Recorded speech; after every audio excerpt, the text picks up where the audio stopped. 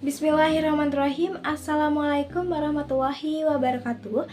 Perkenalkan, saya Repan Fajri dengan nomor pokok mahasiswa 24217011111016 dari kelas A Prodi Pendidikan Geografi Fakultas Keguruan dan Ilmu Pendidikan Universitas Siliwangi.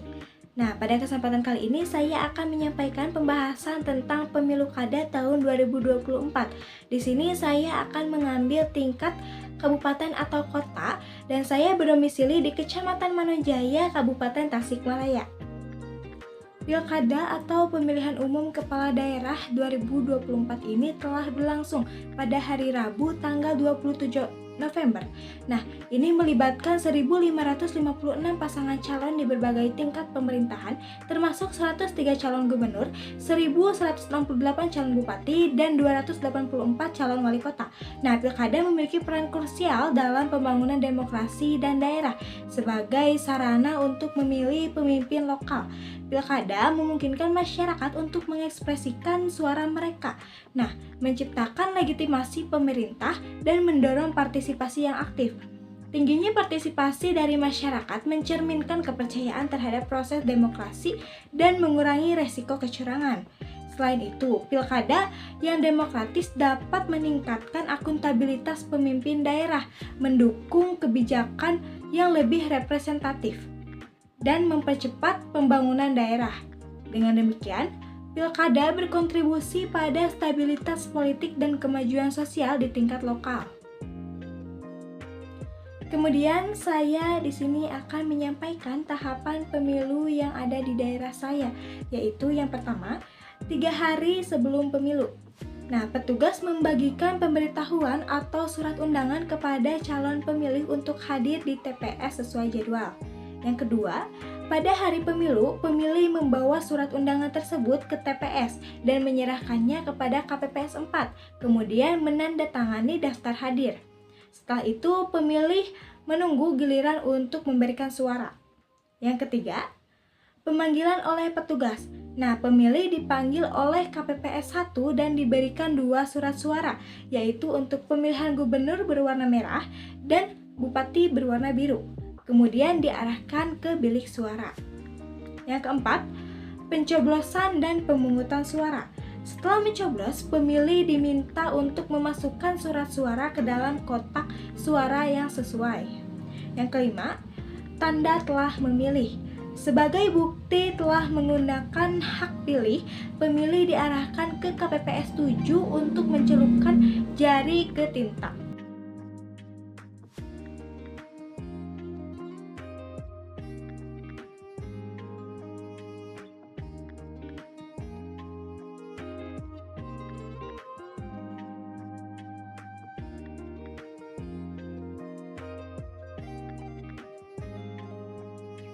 Berdasarkan data dari Kecamatan Manonjaya dalam Pemilu Kada tahun 2024 ini, terdapat jumlah daftar pemilih tetap. Total pemilih yang terdaftar adalah 48.655. Nah, surat suara yang sah ini tercatat sebanyak 34.230 yang menghasilkan tingkat partisipasi sebesar 70,36% dari total DPT. Nah, hal ini menunjukkan keterlibatan masyarakat yang cukup baik dalam pemilihan. Kemudian terdapat surat suara yang tidak sah. Surat suara tidak sah ini berjumlah 1.246 atau setara dengan 3,64% dari total suara masuk. Tingkat partisipasi masyarakat berdasarkan total suara sah dan tidak sah adalah 72,92%. Hal ini menunjukkan partisipasi yang cukup tinggi.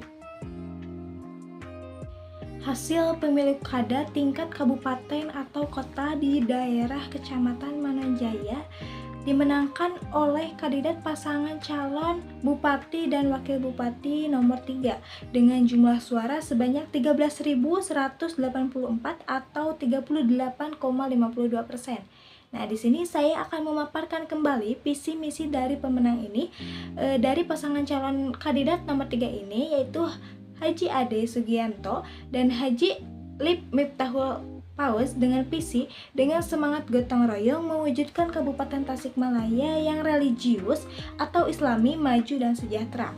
Dengan misi yang pertama yaitu meningkatkan sumber daya manusia yang berkualitas, berkepribadian dan berakhlak karimah. Yang kedua, meningkatkan aksesibilitas dan kualitas infrastruktur layanan dasar yang berwawasan lingkungan hidup berkelanjutan.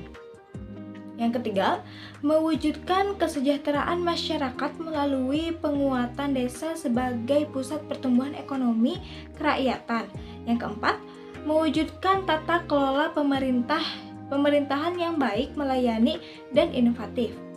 Nah, visi dan misi dari paslon kandidat 3 ini berfokus pada peningkatan kualitas sumber daya manusia, pembangunan infrastruktur berkelanjutan, penguatan ekonomi berbasis desa, dan tata kelola pemerintahan yang baik. Nah, dampaknya ini meliputi yang pertama, sumber daya yang berkualitas, meningkatkan pendidikan, moral, dan keterampilan masyarakat. Yang kedua, infrastruktur yang berkelanjutan. Infrastruktur yang berkelanjutan ini memperbaiki akses layanan dasar dan menjaga lingkungan. Yang ketiga, penguatan desa. Penguatan desa ini sebagai mendorong ekonomi lokal, menciptakan lapangan kerja, dan mengurangi urbanisasi. Yang keempat, pemerintahan efisien, transparansi, inovasi, dan pelayanan publik yang lebih baik. Nah, secara keseluruhan, visi misi ini dapat mendorong pembangunan inklusif dan berkelanjutan untuk kesejahteraan masyarakat Kabupaten Tasikmalaya. Nah, di sini saya akan membahas mengenai yang pertama yaitu tantangan dalam pemilu kada. Nah, tantangan dalam pemilu kada di daerah saya ini terdapatnya suara yang tidak sah. Suara yang tidak sah ini berjumlah 1.246 atau setara dengan 3,64%.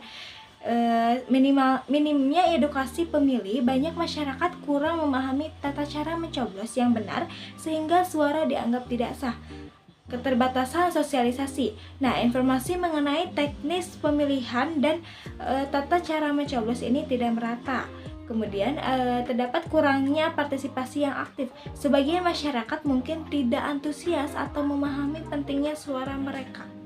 Kemudian masalah teknis di TPS. Nah, kesalahan dalam pencatatan atau tata kelola suara di TPS yang menyebabkan suara ini tidak sah.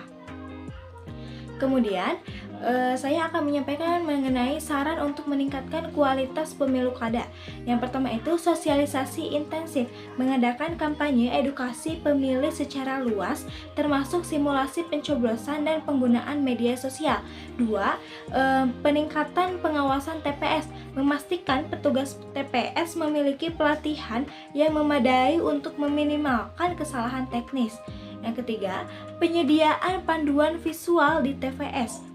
Nah, menyediakan petunjuk yang jelas dan mudah dipahami oleh pemilih. Yang keempat, edukasi berbasis komunitas. Ini melibatkan tokoh masyarakat dan organisasi lokal dalam mendukung edukasi pemilih.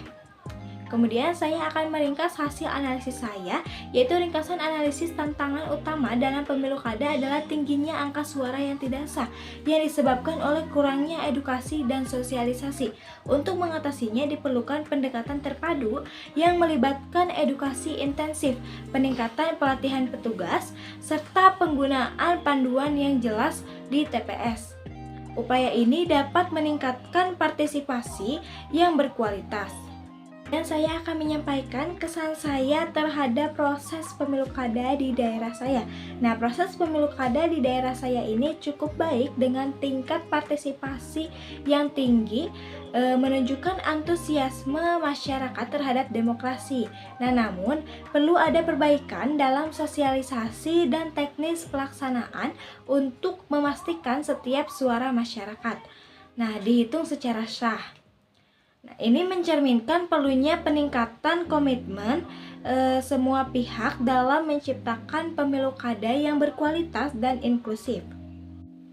Demikian yang bisa saya sampaikan. Mohon maaf bila terdapat kesalahan dan semoga informasi yang saya sampaikan ini dapat bermanfaat. Terima kasih atas perhatiannya. Wassalamualaikum warahmatullahi wabarakatuh.